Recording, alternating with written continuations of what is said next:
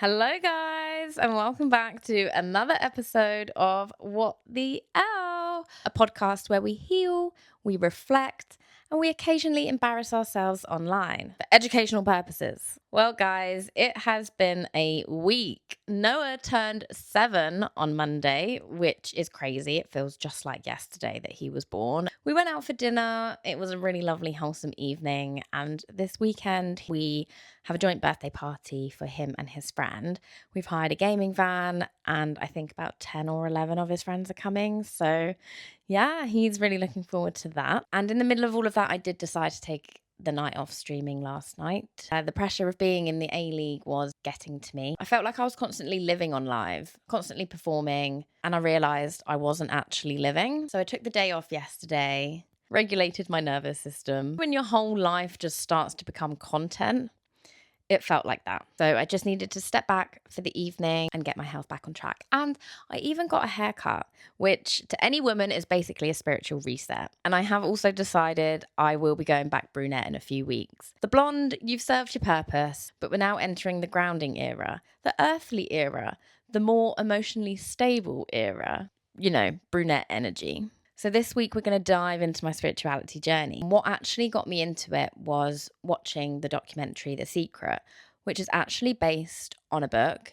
The book is called The Secret, and it's all about the law of attraction, law of manifestation. I do believe in a higher power, and for me, my higher power is the universe. And listen, whether you believe it or not, the core message is so powerful. The law of manifestation and the law of attraction basically says that what you focus on energetically, emotionally, you attract more of. Now, that doesn't mean you can sit on your sofa and imagine that you have a Lamborghini outside, because if that was the case, I would be recording this from Monaco. But it does mean that your dominant thoughts influence your behavior influences your decisions, and your decisions shape your life. You constantly think, I'm not good enough. I'm always getting rejected. Nothing works out for me. Guess what you unconsciously create? Evidence to support that belief. But when you shift your thinking into, I deserve good things, opportunities come to me, I am aligned with what's meant for me, you start moving differently. You start noticing little things and you start attracting different people. And that is where it gets interesting.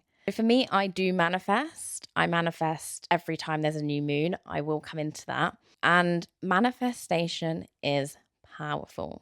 Let me tell you that right now. The moon basically controls the tide, right? And we are made up of 60% water. So if the moon can literally move oceans, you're telling me that it doesn't impact our emotions? During a full moon, emotions are heightened. They come to the surface. You might feel restless, reactive, emotional. So your birth chart, your astrology placements, that is basically a snapshot of where the planets were during the time and date that you were born. Your sun sign is your core identity. For me, I am a Sagittarius. Your moon sign is your emotional world. For me, I am a Scorpio. And your rising sign is how people perceive you. I am a Libra. And then when I started learning mine, I felt attacked, but I understood. And then we have things like angel numbers. When you just keep seeing 111, 222, 333. Some people think that it's a coincidence. Others believe that they are signs, alignment, messages from higher powers. Every time I see an angel number, I believe it's my higher power communicating to me. My dad, for instance, believe it's him communicating to me. For example, 111 is the manifestation portal. Your thoughts are the most powerful right now. My favorite angel number and my angel number is 222. Love it so much, it's even tattooed on me. That is all about trusting the process. Balance. 333, you are supported. 444, protection and stability. Whether you believe it's spiritual or subconscious pattern recognition, it creates awareness, and awareness creates intention. And yes, I am woo-woo, and I do own crystals, and my crystals are on charge every full moon, along with a glass of moon water. And I do my little moon rituals, what I want to release on a full moon. I never set my intentions on a full moon. That is more on a new moon. So moon rituals for me are journaling, reflecting, and releasing. Which leads me kind of nicely onto the year of the snake. Oh, guys, I loved it so much. I got it tattooed on me. No, in all honesty, 2025, the year of the snake, has been an emotional roller coaster for me. The snake has been doing its thing. The snake has been shedding.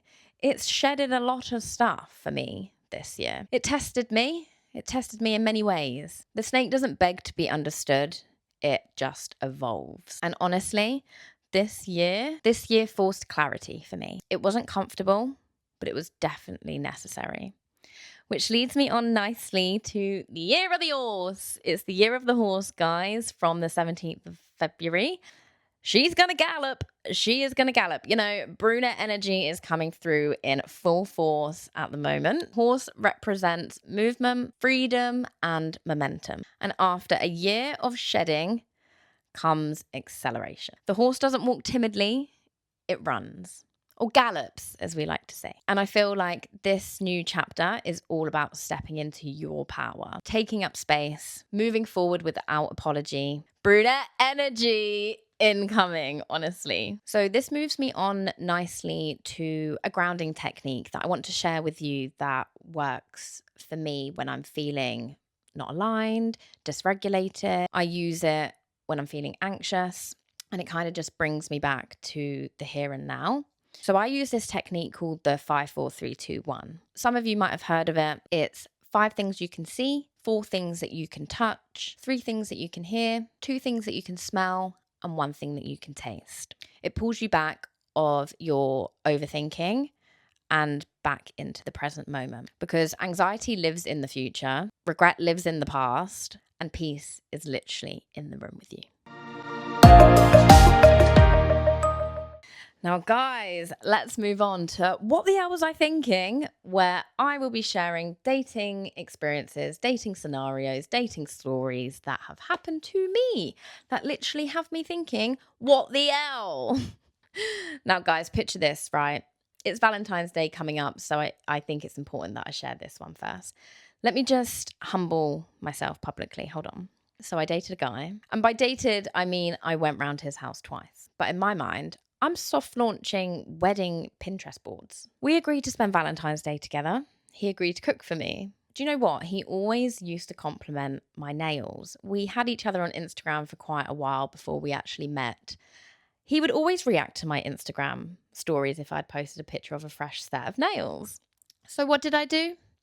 I decided to get his initial on one of the nails. Yes, capital letter, top coat sealed, commitment. The day before Valentine's, he texted me and he decided that he no longer wanted to see me.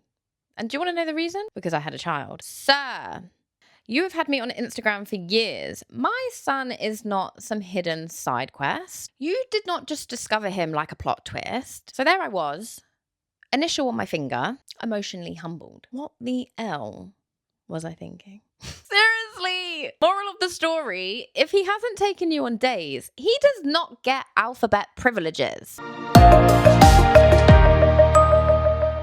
Now, moving on to what the hell we asking?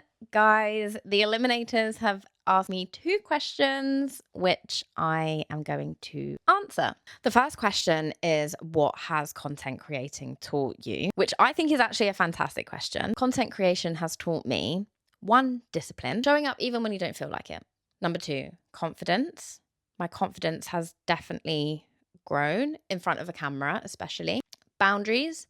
Not everything needs to be shared. Trust me, I learned the hard way. Can't say this word properly, but being authentic wins. People relate to honesty, not perfection. You cannot pour from an empty cup. And yes, I definitely do have an alter ego. It's also taught me that numbers go up and down. Your real life has to remain stable. And stepping away isn't failure, it's maintaining. And the other question is, what's my biggest regret? So my biggest regret is probably not traveling, not living abroad when I had the opportunity to do that in my early 20s. Before motherhood, before responsibilities, I did play it safe. And while everything happened how it was supposed to happen, I do sometimes wish that I'd been braver a little bit earlier. I wish that I had the opportunity to live and work in Australia. Australia has always been my second home, and that was my plan. That was my dream. That was my... Yeah, like everything is meant to happen for a reason, though. So who knows? Even when I'm 60, 70, I could go and retire and have the rest of my life out there. Who knows? You just don't know what the future holds for you. But what it has taught me is that say yes to experiences, don't delay joy, and don't wait for the perfect time, because the perfect time rarely exists. So thank you guys for listening to this episode of What the Owl. I hope you've enjoyed it. So next week, I think we will discuss my digital detox. Is it healing? Until then, stay grounded, manifest wisely, and please do not initial a man who has not booked a reservation. Bye.